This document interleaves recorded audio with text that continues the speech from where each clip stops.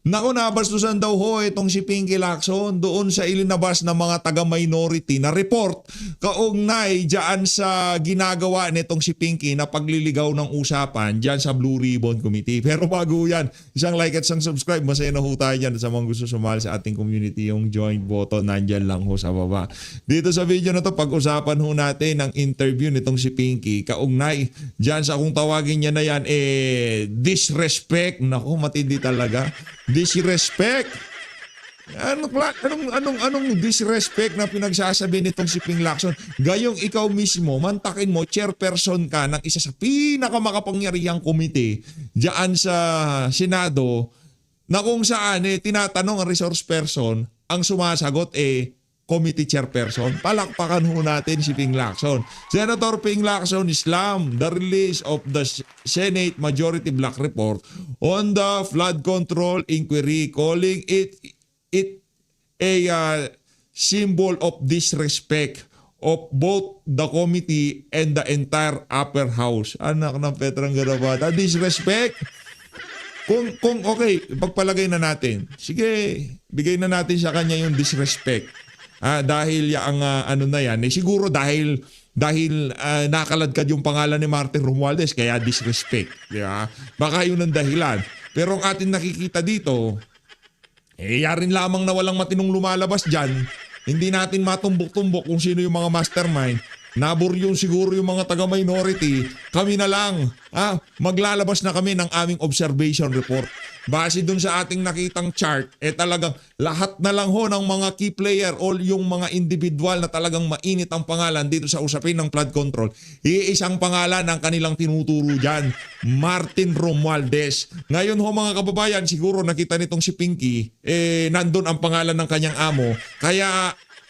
Kaya medyo hindi ho niya nagustuhan yung minority report kaugnay nga dyan sa inquiry na yan sa Senado. Pakinggan ho natin ang kabuuan ng kanyang interview dyan sa hindi, ito ho muna pala tayo kay Vince Dizon. Ito real talk, ito ho talaga ang nangyayari dyan sa Senado. Ito, pakinggan ho natin itong si Vince Dizon. Ito na ho ito. Game. Ang sabi po ng Pangulo, una, hintuan muna natin yung... Ang sabi ho ng Pangulo, ito daw ang sabi ng Pangulo kay ano lang naman to, meme lang to. Unahan ko na kayo, meme lang to. Pero ito yung nangyayari ngayon dyan sa usapin ng mga maanumalyang flood control project. Kumbaga, in-splice to para lumabas na mismo sa bunganga nitong si Vince Dizon. Itong isa pang baklita na hindi natin malaman kung anong pinaggagawa dyan sa DPWH. Kung ano nangyayari ngayon dyan sa ahensya na yan. Anong pinag-utos sa'yo ni Marcos Jr.? Sagot. Ang sabi po ng Pangulo, una, hintuan muna natin yung pagnanakaw, kasi mukhang ginamit lang to para sa maanumalyang rason. At ikalawa, planuhin na natin ng mabuti. Yun. Maliwanag ho. Ang sabi daw ho ni Marcos Jr. Itigil na muna. Kasi ginamit lang daw sa pampersonal. Ngayon, planuhin na daw na mas maigi. Palakpakan ho natin. Planuhin yung kung paano pa mapapalaki yung mga program appropriation at yung mga flood control projects. Diba? Palakpakan ho natin itong si Vince Dizon. Dito sa bahagi ng video natin na to, rumekta na ho kagad tayo dito sa kabuuan ng interview nitong si Pinky dyan sa GMA News. Senator Panfilo Ping Lacson. Magandang umaga at welcome po sa Balitang Hali. Balitang Hali. Rafi, magandang Pambira, gigil na gigil itong si Pinky. Dapat interviewin nyo ako. Kailangan ko mailabas ang aking mga saloobin. Dahil sa sobrang pagkabading ko, kailangan ko lahat ng mainstream media na mapakinggan ang aking sasabihin. Umaga. Kay Connie rin, magandang umaga. Opo. Binasa niyo po ba yung minority report at may maitutulong ba ito sa magiging committee report ninyo? Wala, hindi ko binabasa.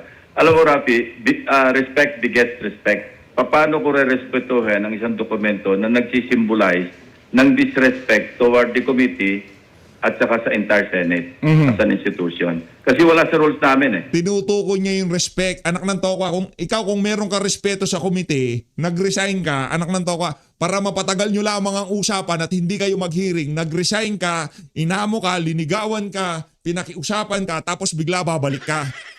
Ngayon, magdadahilan kayo na kesyo importante ang budget. Kailangan natin pag-usapan yung budget. Saka na yung Blue Ribbon Committee. Natapos na ang lahat-lahat, nagpaskot bagong taon na, ngayong January, ngayon ka palang maghihiring. Alin kaya ang disrespect? Alin kaya ang mas disrespectful? Yung inaabangan na sambayan ng Pilipino na may pagpapatuloy at talagang tutumbukin natin yung mga mastermind dyan sa mga anomalyang flood control na yan, o yung mga nasa minority dahil nakikita nila na wala ng direksyon yung committee na yan, kaya sila nagsasalita ngayong mga panahon na to. Tanong lang naman ho natin yan sa ating mga kababayan. Kayo na hong sasagot yan. Alin ang mas disrespectful? Sa kahaba-haba ng panahon, hinihintay ng sambayan ng Pilipino na maghearing dyan sa buwisit na Blue Ribbon na yan. Hindi naghearing yung Pinky na yan. Nag-resign, nagpaligaw, nag-inarte, tapos mag-chairperson din pala. Pambihirang. Di ba? Tapos nung nakita ng mga taga-minority, wala nang kinahahantungan ng hearing nila, nagsalita sila. Ngayon, sila pa ang disrespectful. Palakpakan ho natin ang aso ng mga oligarko at ang aso nitong si Martin Romualdez. Kaya wala nang tiwala sa sambay ng Pilipino. Lahat ng post na makita ko sa iyo, Ping Lacson, minumura ka ng sambayan ng Pilipino dahil sa mga pinaggagawa mo na yung langya ka. Yung nga, paki-elaborate nga po, bakit po itong pababastos on your end? Bakit nila i-preempt? Ang tamang procedure, mag-route ng committee report, isa lang ang Blue Ribbon. Paano pini-preempt? Ngayon pa nga lang, di ba, wala kang nakikitang ebidensya na maglilink kay Martin Romualdez sa lahat ng kabuktutan na yan?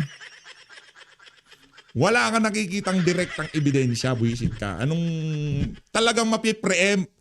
Pini-preempt na, nakikita na nasambay ng Pilipino. Pati yung mga ordinaryong miron, yung nag-uumpukan sa kanto, alam na nila na ang mga mastermind nasa Malacanang at House of Representatives. Pero mapahanggang sa ngayong mga panahon na to, si Alcantara, si Bernardo, ayun, nasa witness protection program na. At yung iba kinukonsidera pang gawing state witness. Gaano ba kalayo yung posisyon nitong si Bunoan dito kay Bernardo? Isang hakbang lang ho yan, undersecretary. Ang promotion yan secretary.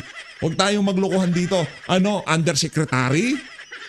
Undersecretary, nagdadala ng bilyon sa parking lot ng Diamond Hotel?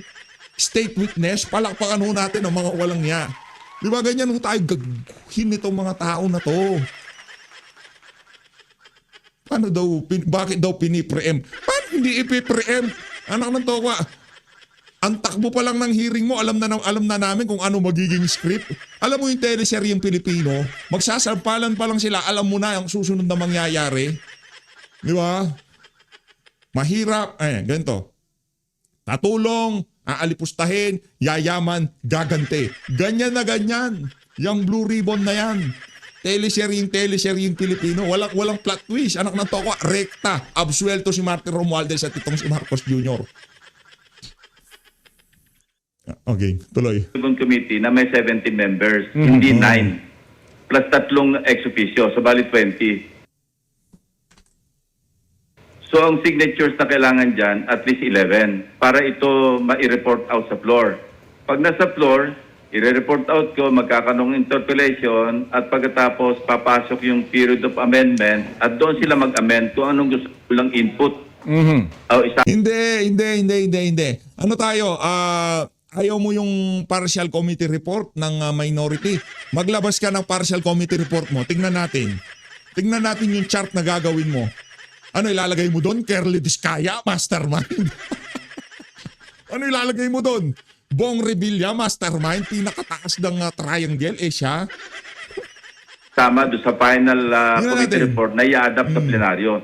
Matagal na silang mga legislators, maski sa House, ganyan din naman ang procedure na sinusunod. Bakit hindi nila sundin? Bakit kailang pangunahan nila yung nag-iisang Blue Ribbon Committee? Ulitin ko, isa lang ang... Kasi nga wala nang kwenta yung ilalabas mong report. Anak ng toka, wala ka nga makitang connection kay Martin Romualdez sa lahat ng bruhahan na to eh. Blue Ribbon Committee sa Senado at ito'y mayroong 17 membro, hindi siyam. So yon pinangunahan po yung hindi pa inilalabas na committee report. Pero tama po ba na pwede rin sila mag-submit ng dissenting committee report? Wala rin sa rules yun, pero pwede lang gawin yon para ma-incorporate. Pero dapat i-take up yun sa plenaryo. sa tamang panahon, at the proper time, they can always introduce amendments. Kung gusto nila i-amend na gusto nila sabihin nila isangkot, pagdidebatehan namin yun. Kung tatanggapin nyo ng mayorya, kasi pagbobotohan niya, each and every individual amendment, pinagbobotohan sa plenary. At kung manalo yung kanilang inintroduce na amendment, magiging part yun ng committee report, yung final. May balak po ba kayong kausapin pa si Senator Amy Marcos o Senator Marcoleta patungkol po dito? Wala, hindi lang ako kinakausap media kinakausap nila, ba't ko naman sila kakausapin? Lumalabas po kasi pareho. Paano ka kakausapin, anak ng tokwa, aso ka ng mga oligarko at ng mga taga-Malacanang, bakit ka pa kakausapin? Sige nga. Oh, nasaan si Traiji Bolivar? Nasaan si Adrian Bersamin? Bakit hindi pinurso yung mga sinabi nitong si Bernardo doon sa Diamond Hotel? Bakit hindi dinikdik yung punto na yon? Bakit? Para hindi ma-implicate yung mga tauhan ni Marcos Jr. at taga Malacanang? Anak ng Petrang Garapata. Lokohan. Lang kayo halos na pinagbabasehan kaya lang magkaiba o at least doon sa punto nila meron na silang pinapatunguhan pero sa inyo hinihintay pa nga kung ano yung magiging resulta ng inyong ilalabas na report. Merong proper time for that. Mag-introduce Supot kasi, bading kasi. Hindi niya kayang pangalanan si Martin Romualdez eh. Sakit, Toping. Anak ng tokwa. Hindi mo kaya yung chart na ginawa ng taga-minority na ilalagay mo lahat ng mga resource person na nagsalita malamang ang tinuturo si Martin Romualdez at si Saldico. Hindi mo kayang ilagay yon sa committee report. Kahit baka recommendation lamang na dapat imbestigahan, kasuhan o kung ano pa man. Hindi ho yan kayang gawin ni Ping Lacson. Takot na lang yan sa mga oligarko niyang amo. sila ng amendment after na makipagdebate sila sa plenaryo. Hindi yung ganito pamamaraan ang ginagawa nila. Opo. Wala sa lugar, wala sa hulog. Doon po sa muling pagbubukas ng Senate Blue Ribbon Committee ay may nabanggit ho kayo shut the F up. Sino po yung pinatutungkulan nyo rito? Yung mga nagkikriticize ng wala sa lugar, yung wala sa katwiran. Okay lang naman. Pangalanan mo, kaya kasi nasabihang bading eh. Pangalanan mo, tinanong ka pangalanan mo. Oh, hindi. Yan ang problema eh. Pangalanan mo kung sino yan. Kung talagang matapang kami, pa-shot ka pa dyan na F up, di ba? Diretsuhin mo, sino yan? Sino yung mga nang kikriticize? Pambihira. Hindi ka ikikriticize kung meron direksyon ang ginagawa mo. Ngayon, kung puro kabalbalan ang ginagawa mo dyan sa committee na yan, sorry na lang, talagang makikriticize ka dyan. Tsaka normal lang ang criticism sa pamahalaan. Ang problema, ba't ka nasasaktan? Di ba? Nasasaktan ka kasi merong basihan yung kanilang mga sinasabi sa criticism nila, di ba? Naman mag-criticize, pero ilagay sa ayos, yung constructive, hindi yung para manira lamang. Yun ang pinatutunan. Ito, constructive criticism. Bakit hindi mo pinurso yung point nitong si Bernardo na nagdala siya ng bilyon-bilyon dyan sa garahe ng Diamond Hotel? At itong si Traiji Bolivar at Adrian Bersamin, sila yung key player doon sa issue na yon. At tila bagang hindi talaga, walang gigil eh. Dahil mga taga-Malacanang yung mga involved, walang gigil eh. Pero kay Curly Discaya, ano na tuwa. Hindi ko pinagtatanggol dito si Curly. Wala akong pakialam dyan, kaya mabuto sa kulungan yan eh. Parehas lang tayo dito. Ika nga, pantay-pantay lang tayo dito. Wala akong pakialam sa mga yan. Ang pinag-uusapan natin dito, actually kahit nga merong madamay na Duterte allied congressman, senator, dito sa issue na to, kung talagang meron silang kasalanan, walang problema, ikulong nyo rin yung mga yan. Kaso wala. Kasi kung meron, yun ang una nilang tatrabahuhin. Oh. Tungkulan ko. Walang particular na person. Kung if they feel alluded to, then so be it. Nabanggit niyo po hindi niya Supot nabasa ka lang. yung may committee report na or yung report na nilabas nila pero dito po may pinapatungkulan sila na si Congressman Martin Romualdez daw po yung may pananagutan doon sa flood control scandal. Ano pong tugon niyo rito? Mako-consider ng komite sa committee report yung testimonya ni Gutesa dahil iyon ay sinumpaan niya naman sa harap ng Blue Ribbon Committee. Hindi ko alam kung ano pa yung magiging evidentiary value noon kasi hindi naman siya humarap sa DOJ at saka sa Ombudsman. But as far as the committee, okay yun. Kasi sinumpaan niya sa harap ng committee. So, isasama yun. Kaya lang, siyempre, sasabihin din natin na walang backup na ebidensya, dokumentaryo man o testimonya ng iba. Ano pa ba yung sinabi ni Zaldico? Wala. Yung sinabi ni Zaldico, appropriation chairperson. Kumbira, wala daw backup. Ano pa kailangan ng backup? Ikaw na mismo nag-deliver ng pera dyan sa Tamarin Street. Susugan yung kanyang testimonya. Ngayon, ito naman sa usapin ng Golden Peasant. At least meron nga yung lead. Kasi alam mo, in-identify positively nung dalawang staffers noong tenant ng dating may-ari, si Mr. Rico Ocampo. Kasi ang dating may-ari niyan, si Doris Ho, Magsaysay Ho, no? Binenta niya doon sa Golden Peasant na ang majority stockholder, talagang majority, parang 99% yata yung nakita ko, a certain Jose Raulito Paras. Si Attorney Paras, siya'y nakaupo sa tatlong, as board member, sa at least tatlong kumpanya ni dating Speaker Romualdez na nakaugnay, hindi ko sasabing kumpanya. Pero maliwanag na ito, halos public knowledge naman, na pagmamayari ni dating Speaker. Ngayon, dokumento against dokumento ito. Nung in-identify si Diskaya, dininay niya. Pero under the Philippine jurisprudence, sa rule on evidence, mas matimbang yung positive identification kaysa sa denial. Established na yan.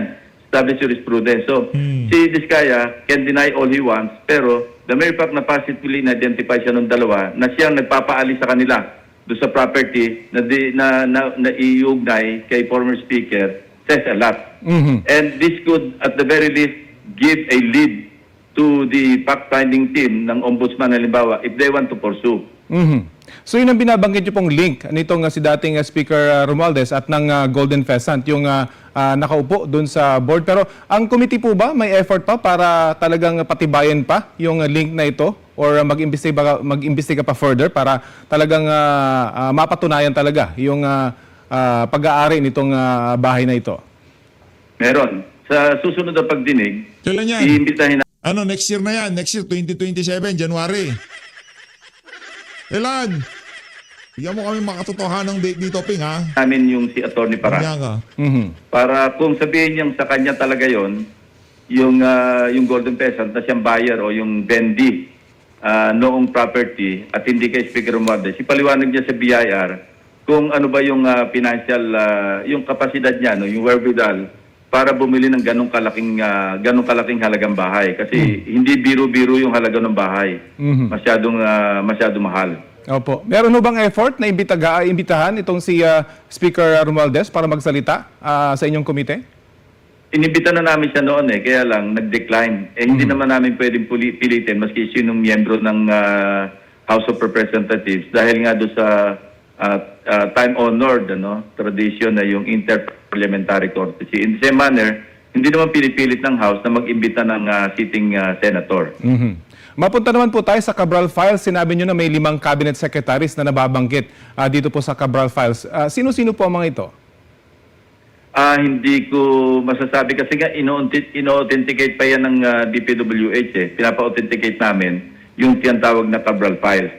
Kaya until and unless ma-authenticate yan ng DPWH at sinabing ito talaga ay bahagi ng kanilang official record sa kanilang departamento, pwede sigurong gawing As if naman nasasabihin ng DPWH na official yung mga record na yun. Ngayon pa lang sinasabi ko na sa inyo, hindi official yan. Panigurado, i-deny ho nila yan. Awak ni Marcos Jr. Mantakin nyo ba naman? OP, Office of the President, ES, Executive Secretary, Special Assistant to the President. Ganun ho yung mga initial na nakalagay. Paano sasabihin ng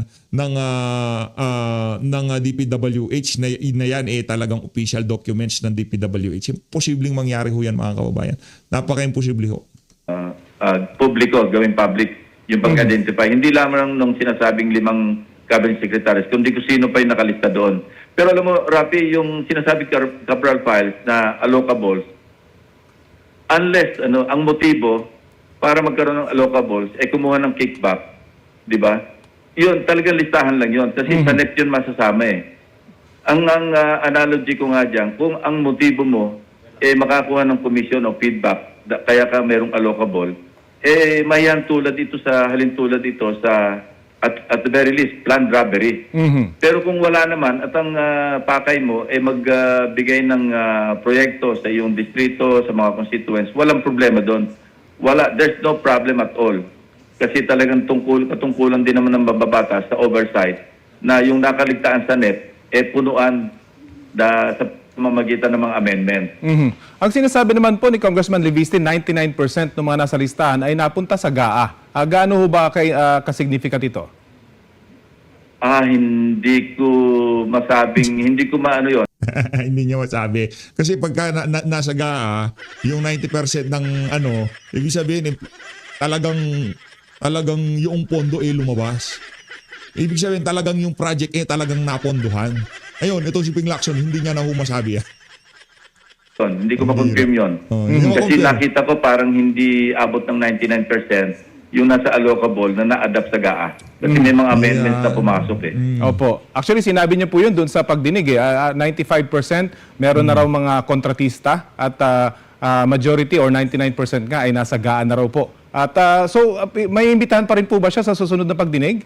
Si Congressman Leviste? Kung gusto niya mag-attend at magdagdag pa ng kanyang salaysay, welcome siya. Maski sino naman welcome sa committee kasi public hearing yan Mhm. Kailan po yung susunod na pagdinig, Senator? Sikapin namin kung may puwang next week kasi mag-resume na kami ng session o kaya week after next. Kasi next week, inaasahan ko na matatapos na yung aming partial committee report. At plano ko i-report out sa floor, magsi partial committee report para mapagbutuhan. No? Paano ba yan? Yung partial committee report mo, napanish na, naunahan ka pa ng minority. Sila alam na nila kung sino mastermind. Ikaw, di mo pa rin alam. Ganon ka kabading. Kung ano yung mga portion doon na i-adapt as yung sa bahagi ng partial committee report. Doon dapat nga pumasok yung sinasabi nila minority report hindi sa ginagawa Sobrang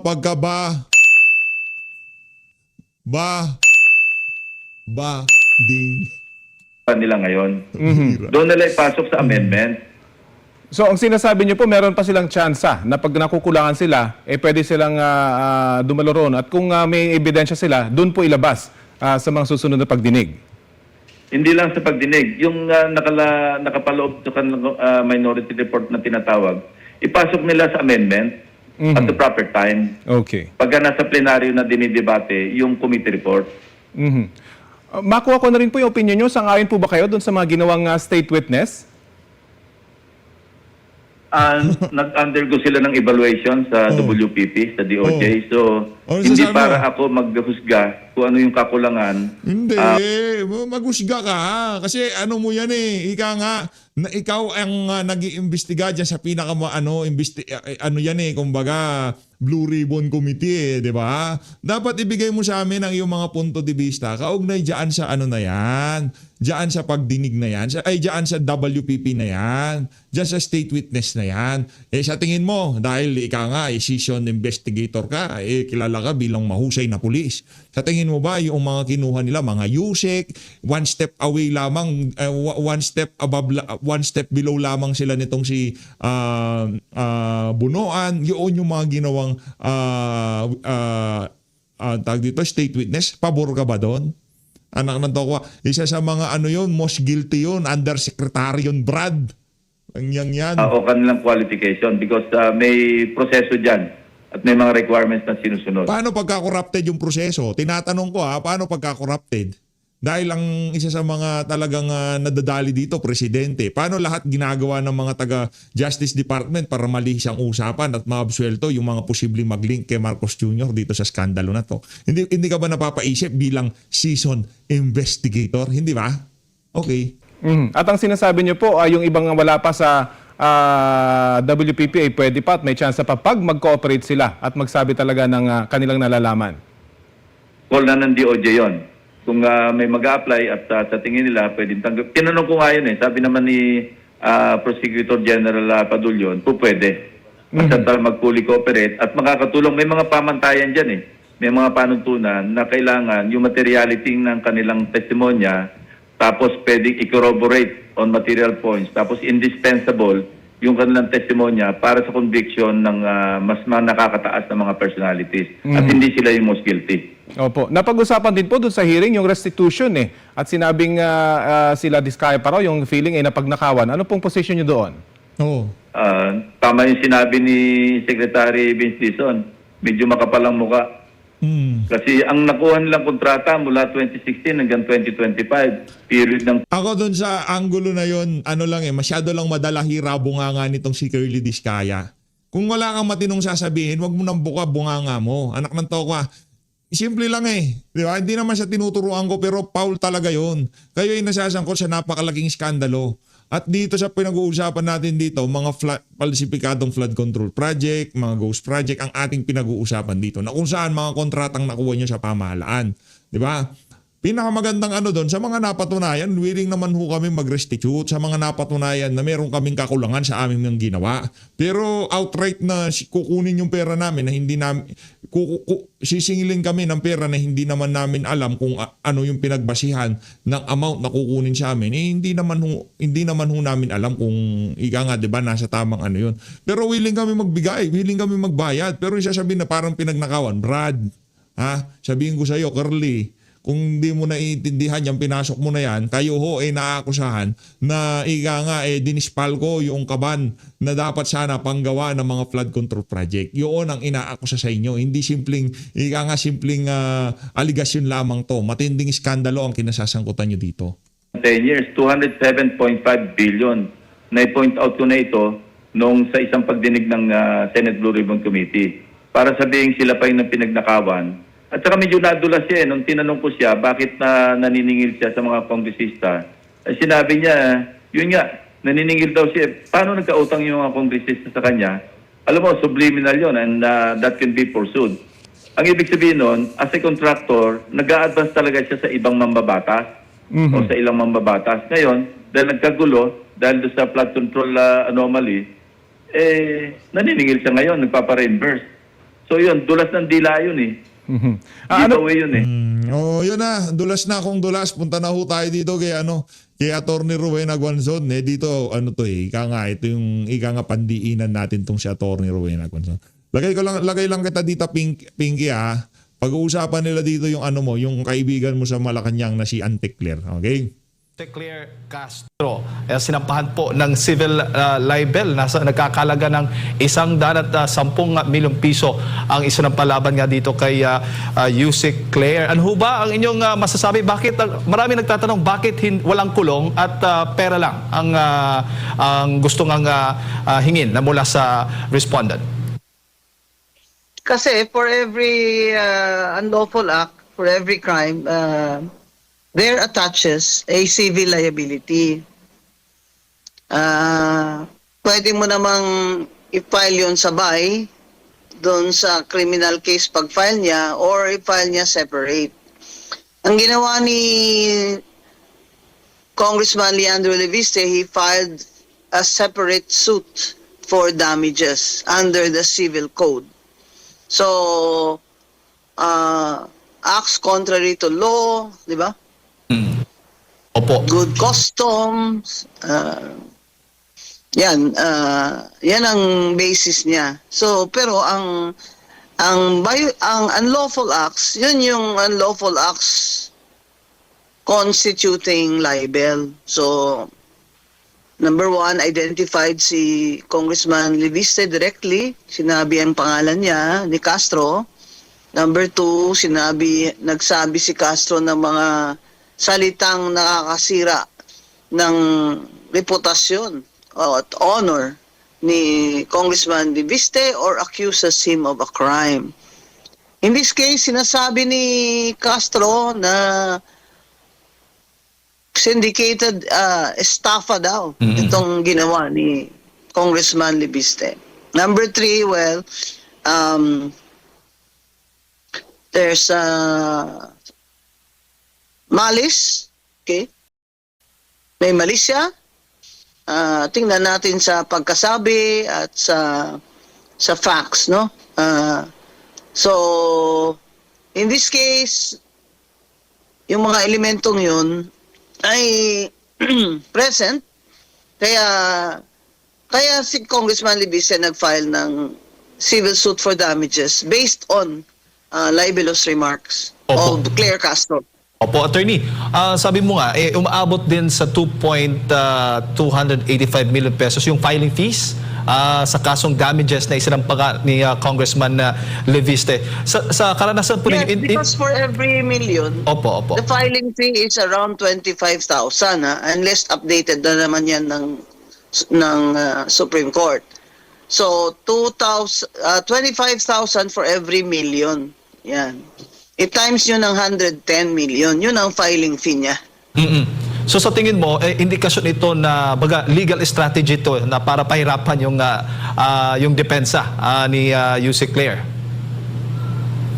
Well, para mayanig siya. Kasi pag kinailan mo naman siya ng 5 million, parang baka hindi naman siya mayanig.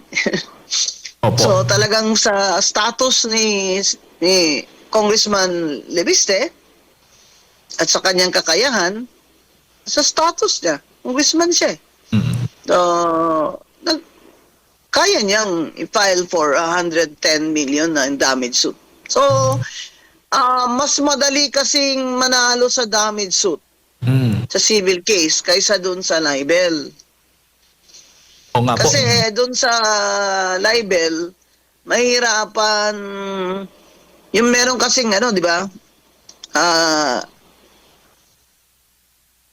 Meron kasing ruling na pag ikaw ay public official o ganyan, elected, no? Congressman ka, hindi ka dapat onion skinned. Opo. Pero kung ma-establish naman niya ang malis, mapapanalo niya. Pero mas madali mapanalo ang civil case. Kasi ang standard ng ebidensya na required ay preponderance of evidence lamang. Kumbaga ay makikita mo sa mga sinabi ni Claire Castro at sa mga post niya na paulit-ulit, ganyan. Pero dun sa libel na kriminal na may patong na kulong, kailangan ma-prove niya beyond reasonable doubt yung mali siya. Opo. So, totoo po yung sinasabi na mas mataas yung chance na ma-dismiss yung libel case kapag ang nagrereklamo isang public official dahil nga po doon sa doktrina ng freedom of speech at yung public interest. At saka hindi sila dapat balat sibuyas, di ba? Gaya niyan, pag nagbatikos ako ng congressman, pailan niya ako ng, di ba, ilang beses ko na yan, si Edwin Garjola na yan ng CWS party list, si Martin Romualdez, si Congressman Puno, di ba? Pero, alam din nila, at siguro alam din ng mga abogado nila that this is my freedom of speech. Pag ginablan niyo ako, hahaba ang kwento, di ba? Ayaw nila humaba ang kwento pag ako ang nagsasalita. Alamang ako dyan Kasi mas makikinig yung mga tao sa akin kaysa kanila. Yan, kaya yan yung mga nag-aatubili yung mga congressman na yan mag-file ng kasong libel sa mga journalist at mga kagaya ko, private citizen, di ba? Pero yung si Marvin Rillo, sample lang, balat sibuyas talaga yun. Inabla si CJ Hero ng libel. Opo. Ba't ka magalit na galit, Marvin Rillo, dahil natalo ka ni Suntay? I-voter ako dyan sa Quezon City. Alam ko naman yung pinanggalingan mo Saan ka ba nanggaling? Di ba? So, itong kay Congressman Leviste at kay Claire Castro, kung itutuloy itong libel talaga, magiging landmark case ito. Bakit? Kasi yung inaabla ni Congressman Leviste ay hindi naman journalist. Hindi rin naman siya private citizen. O public official din siya. O kumbaga, public official, elected official versus a high government official. So, kumbaga, ang expectation ng public sa kay Claire Castro ay iba kaysa expectation ng freedom of speech ng mga journalist. Kasi si kay Claire Castro, dahil siya ay nagkakatawan, she's representing the president as spokesperson, pag sinabi niya yun, may bahid na siya ng political color. Kumbaga, may mali siya. Opo. Balikan ko lang yung nabanggit po ninyo, attorney, na ito nga sabi nga ni UC Claire, o Auntie Claire, na possible na haharap po ng large-scale estafa itong si Congressman Leviste. Ano bang mga dapat patunayan ulit bago mo masabing may large-scale estafa po dito? Gawa-gawa niya lang yan. Hindi ko alam kung nag-practice talaga yun si Auntie Claire. Hindi ko talaga alam. Hindi ko narinig yung pangalan niya kasi sa practice. And you know, I practiced for 20 years before I became Commissioner of COA and COMELEC. I was in court almost every day. I was a trial lawyer. I even have cases that I won in the Supreme Court. Di ba? The Anti-Vowsy Act, landmark case. I was the lead counsel there. Maria Rowena Guanzon versus Judge Rufon. It's an ethics case.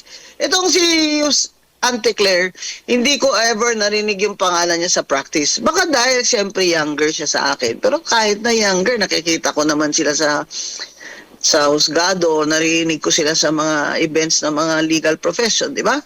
So, itong mga sinasabi niya, syndicated estafa, kumbaga suntok sa buwan yan.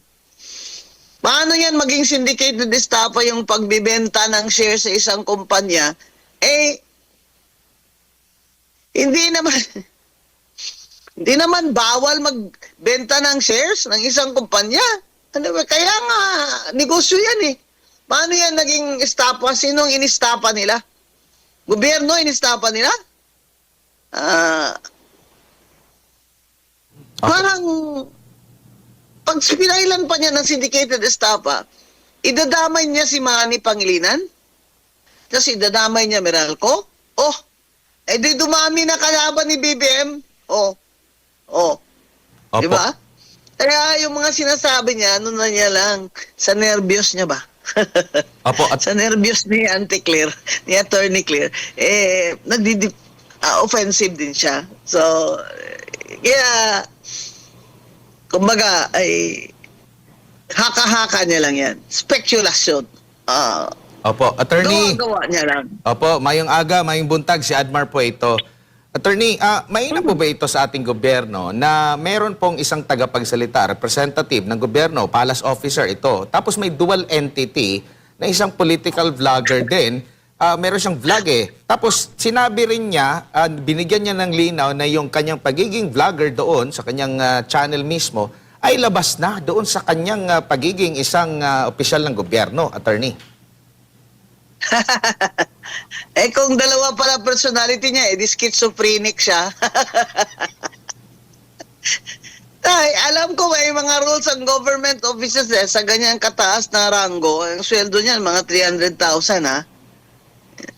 Taas ng sweldo ni Auntie Claire ha. Kaya takot na takot yan matanggal ni BBM eh. Alam ko mga rules yan dyan sila eh. Hindi ko alam. Dapat ilabas na Malacanang ang rules nila tungkol dyan. Na kung spokesperson ka na, bawal ka na dapat mag-vlog-vlog. Ano ba yun? Hindi ba, pwede ba sabihin niya na, magandang umaga, mga higala. Ako ngayon ito nagsasalita, private person ako ha. Tapos doon, pag doon ka sa Malacanang na ganyan, spokesperson ka naman. Schizophrenic ka. Hindi ba dapat lang sa kahit ethics lang, ethical lang, kahit nasabihin mo walang rules ba? Hindi ba common sense yan? Kung tagapagsalita ka ng presidente, huwag ka na magsalita sa personal mo na vlog. Diba? Opo. Dapat ka, dinilit niya na lang yan o sinuspend niya na yung personal vlog niya nung in-appoint siya. Kasi baka yung vlog niya na yan, ginawa niya yan bago siya na-appoint. So, hindi naman pwede yun kasi sino ngayon paniwalaan natin dito? Pag nagsasalita pala siya for the president, tatawa yung tao. Sasabihin ng tao, ito ba ano mang personality ito ngayon? Si Dr. Jekyll o si Mr. Hyde? Opo, Kaya, kung ako sa Civil Service Commission, i-inquiry din nila yan si Jose Claire. Tingnan mo yung rules ng Civil Service Commission sa ukol sa paggamit ng social media.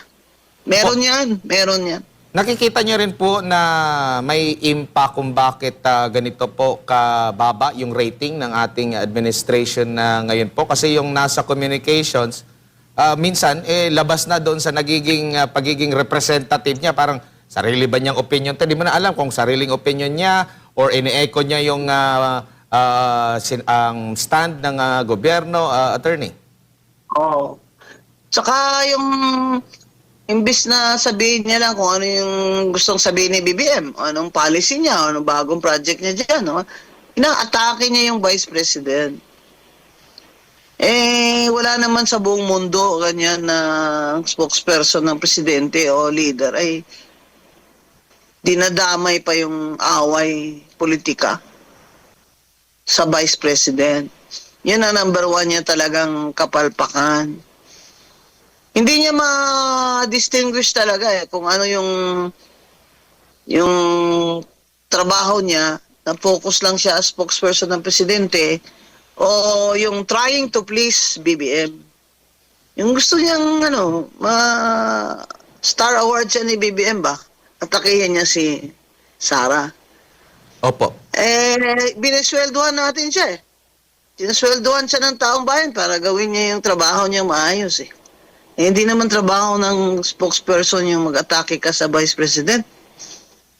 Buti nga, hindi siya pinapansin ni Sara Hindi naman siya pinapatulan At Opo. kung ako din naman ang Vice President, ba't ko naman to papatulan Mas okay nga Mas lalong bumabagsak yung tingin ng tao kay BBM pag ito ang nakikita sa... Opo, attorney. Maisingit ko lang po.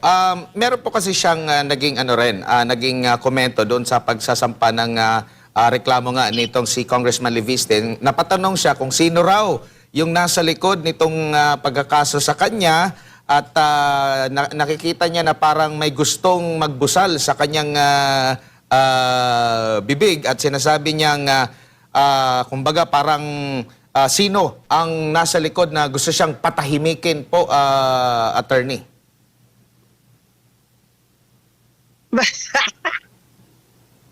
At kailangan pa ba ni Congressman Leviste ng tao sa likod magsabi sa kanya na pailan mo yan? Desisyon niya yan. Nakita niyo naman yung, even if he's only 27 years old, he's very intelligent, he's determined, he's successful in his business and career. Ba't kailangan pa bang sulsulan yan? Kahit nakatabi niya si Topacio, ito pa, sarili niya yan, desisyon.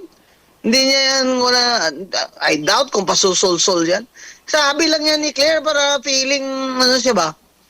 Feeling, this is bigger than you think. Parang may conspiracy ba? Parang para matanggal siya. Ayaw ko nga matanggal yan si Auntie Claire.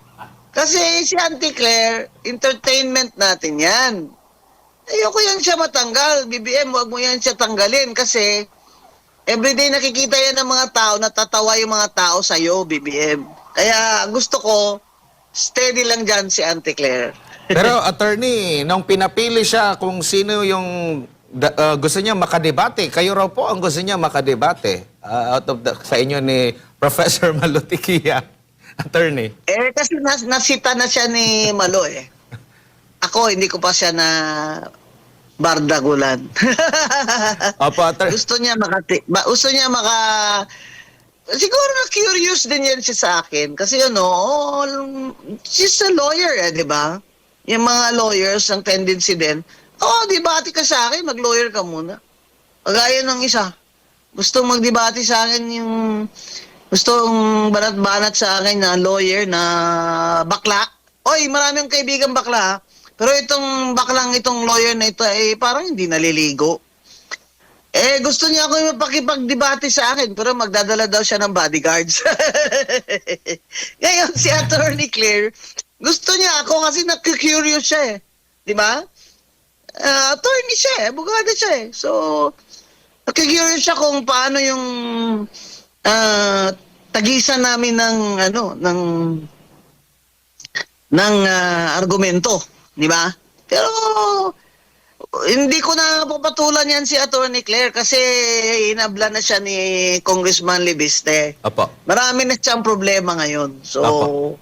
Reserve na lang ako, Attorney Claire. I-reserve mo na lang ako. Opo, Attorney, panghuling topic ko lang po kasi mag-uumpisa na po ngayong araw or babalik ngayong araw yung investigasyon po ng Senado sa Blue Ribbon po, kaugnay nga po dito sa korupsyon, anomalyang flood control project. Pero pa ba kayong inaasahan na magandang maidudulot na matutukoy na natin kung sino yung mga korap na maaring mapanagot po, Attorney? Nasaan na? Nasaan na si Martin Luther King Romualdez? Kung talagang seryoso si Senator Ping dyan, na yung reputasyon niya as an independent senator, ngayon kasi reputasyon na si Nipe, wala na eh. Ang mga tao nagsasabi si Senator Ping ay pro-BBM na eh. Pero kung gusto niya na talaga mapatunayan na ang Senate Blue Ribbon Committee ay it has balls. Dapat tawagin niya rin si Martin Romualdez at si Sandro. Para matanong naman siya ng mga senador na hindi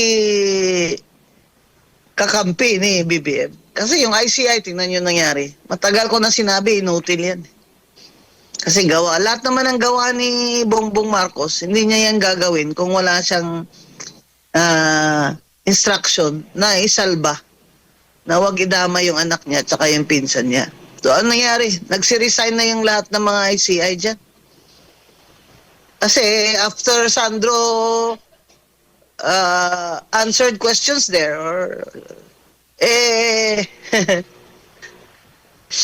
parang sabi nga ni former Secretary Singson, hindi inasahan ni Sandro na ganun pala kadetalye yung mga tanong sa kanya. Nung ganun na kadetalye yung mga tanong sa kanya, nag-invoke na siya ng kanyang request or right na executive session, hindi na open to the public. Isa pa to eh. Like father, like son itong Sandro na to kay BBM eh. Talagang tingnan mo kung makaasta, alam mo kung sinong marunong. Pati ako hangkaton niya pa ako basa ko no magdebate sa konstitusyon. Kagamay-gamay nga tao, bro. Perte katikalon.